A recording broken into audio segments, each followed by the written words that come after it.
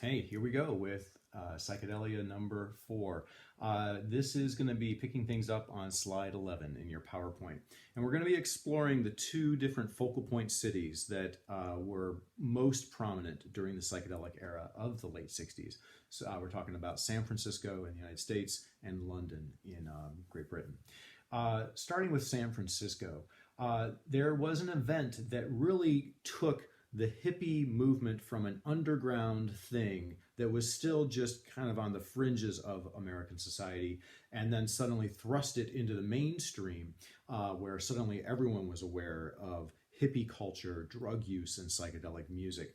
And this event is most often cited to be a political, musical protest slash festival in 1967 at Golden Gate State Park called The Human Being. And the origin of this gathering in 1967 at Golden Gate Park was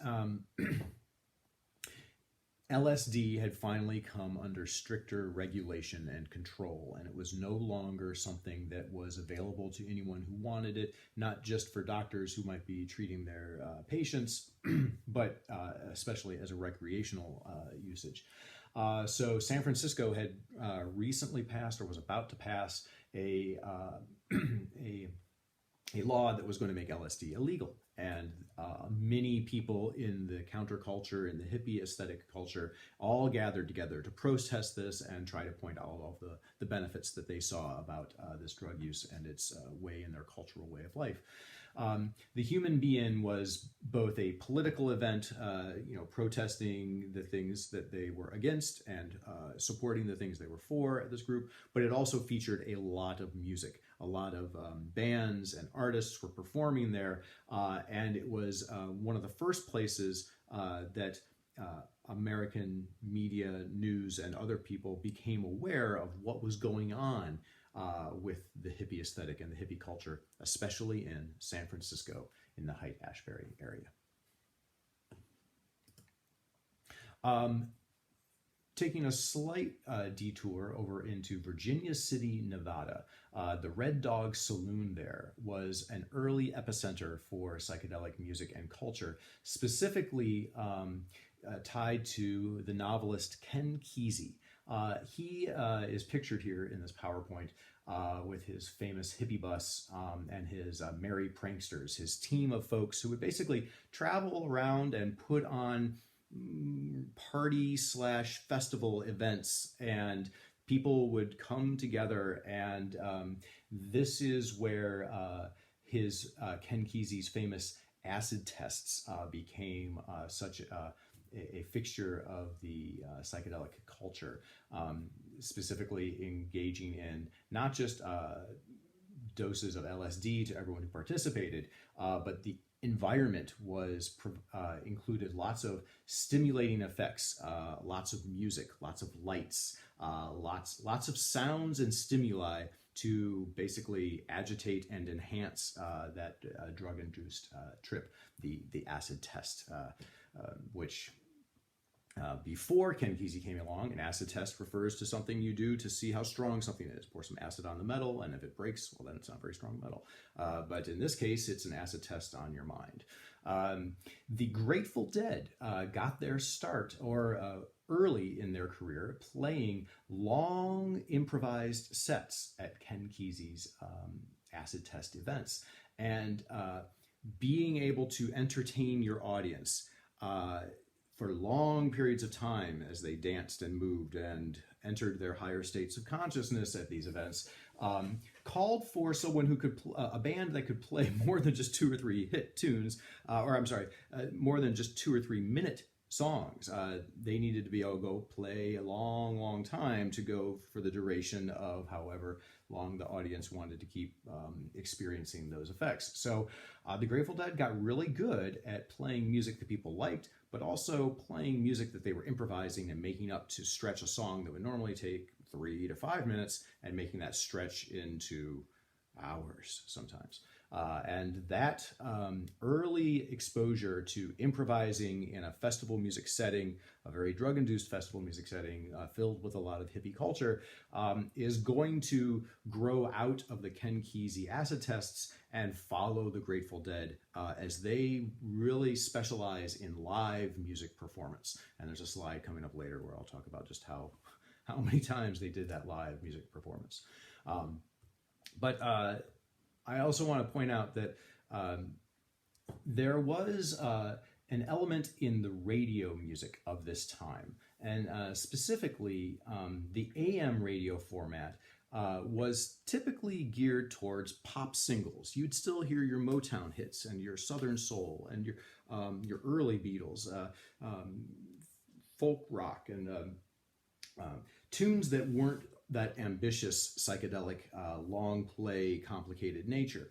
But there was a new type of radio coming out of local stations in the San Francisco area, and FM radio gets its start by Tom Donahue in the San Francisco area, and FM radio in the late 60s is one of the first places where you can find the long play, not as popular, but much more complicated music that would have been preferred by people seeking that higher consciousness. And that's going to create a divide that we're going to keep exploring in later chapters, as AM radio is going to stay focused on pop singles, especially in black pop, whereas FM radio is going to explore first psychedelia, but then it's going to get into prog rock, and then it's eventually going to start covering more mainstream, what we were eventually going to call classic rock in the 70s. But we can trace FM radio right about back to this 1967 Tom Donahue San Francisco psychedelic era. So getting back to the Grateful Dead, remember they got their start at those Ken Kesey acid tests. And unlike a lot of other bands, the Grateful Dead are going to focus on live performance. Every band, technically, every group, every artist is going to do concert tours. That's not unusual. But they are often going to tie the release of a record album to a concert tour to promote one or the other. The Grateful Dead just really enjoyed playing for live audiences.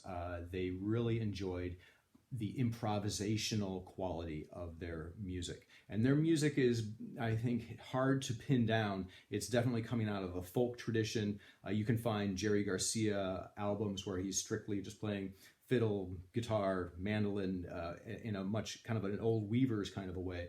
But then as things get more interesting or complicated in the 60s, Jerry Garcia and the Grateful Dead are going to explore this folk rock / psychedelic improvised higher consciousness jazzy kind of music, and they're going to find that the best place for their unique style of music is in live performance. So they become they develop a tradition of just going from live concert to live concert to live concert, and that by the end of their careers, when they were still all together, they had reportedly performed over 2,300 live concerts.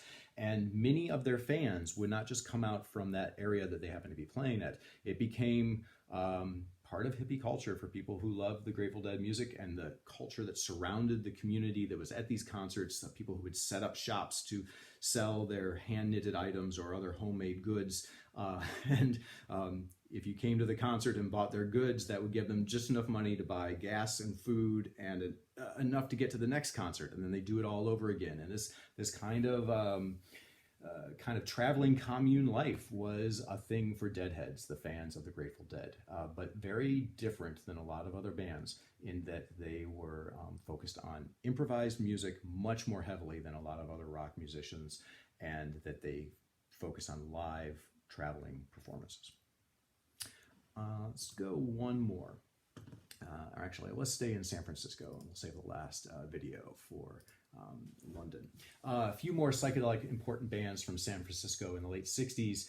We definitely need to mention Jefferson Airplane, which features another of the growing number of strong female lead singers in a rock and roll setting. Remember, we've talked about how there weren't that many female people in rock and roll at its start. We can find definite,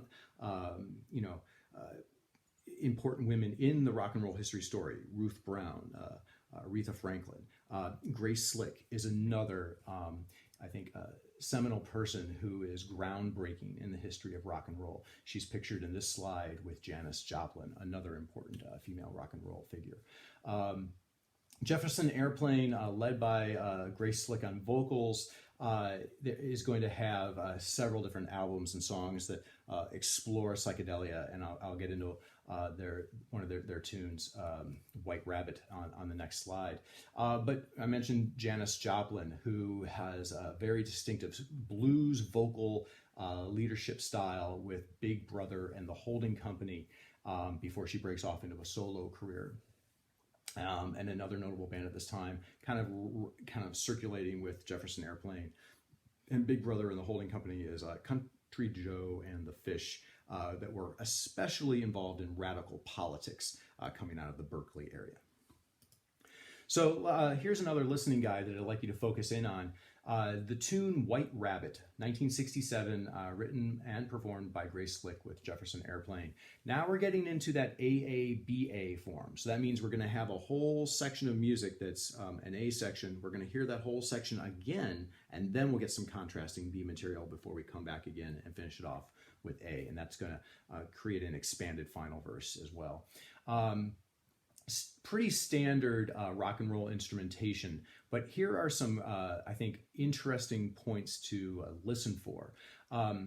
If you have taken music appreciation or you're familiar with the work Bolero by Ravel, Bolero is a work of classical music from the late 1800s, early 20th century, that it starts very soft and it just gets louder and louder and louder and louder, and it has this repeating, driving, and that rhythmic energy, that dynamic energy are just going to intensify throughout the whole song, much in the same way that White Rabbit does. Meanwhile, the lyrics to White Rabbit are very associated with the story Alice in Wonderland, which again gets into imbibing or taking substances that transport us to other places. And that's kind of the theme of this song, is exploring the White Rabbit, exploring where our mind goes when we take the jagged little pills. That's a different song, never mind. Let's save the last set of videos for London and the British Underground. And then we'll wrap up chapter 7.